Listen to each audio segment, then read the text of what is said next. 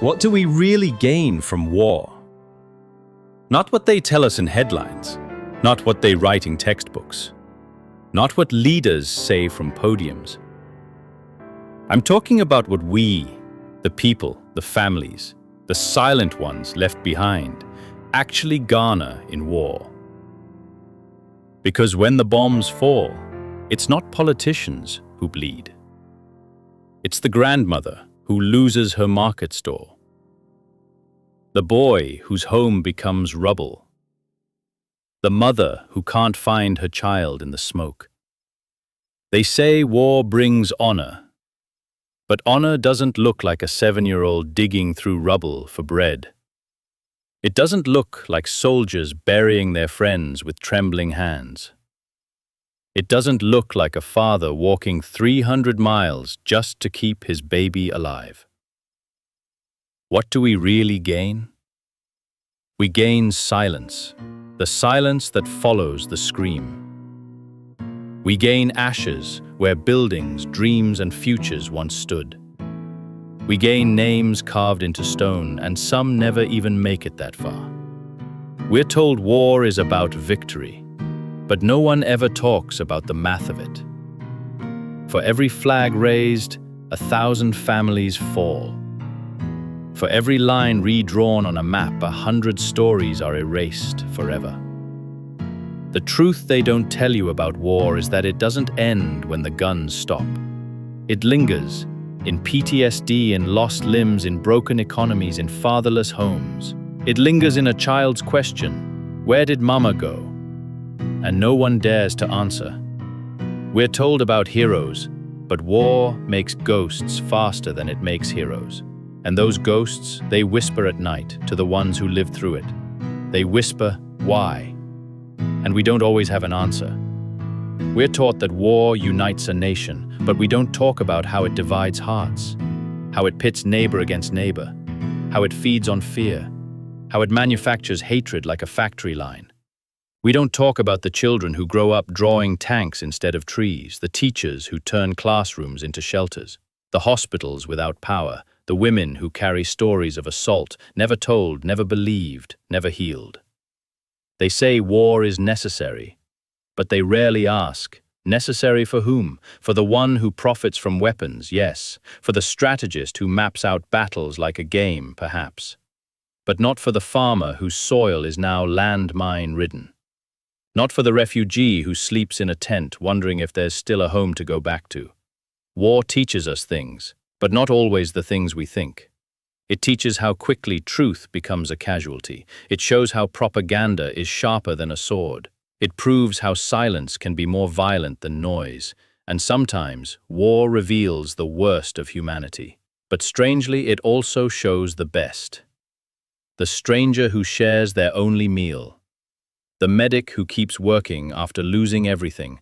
The mother who sings to her child beneath falling bombs. We learn that freedom, bought in blood, is not something to celebrate with parades, but to protect with humility. We learn that enemy is often a word created by those who never have to fight. We learn that peace is harder to build than any army, and that peace, when it finally comes, is so quiet, so fragile, and so overdue. It makes you want to weep. No one tells you this when the drums of war start beating. They'll show you flags. They'll talk about justice. They'll quote history and call it honor. But they won't show you the woman washing her baby in a cold stream because the city's water lines were destroyed. They won't show you the old man carrying bread through a sniper alley. They won't tell you that when the war ends, no one claps. No one feels like a winner. What we garner from war is a vow whispered in the heart of every survivor. Never again. And yet, here we are, repeating the same mistakes, dressing them in new uniforms, branding them with different ideologies, but carrying the same cost. So, if you're listening, if you still have the luxury of peace, use it. Speak out. Ask questions. Refuse to be fed half-truths wrapped in flags. Because what we garner in war is not glory.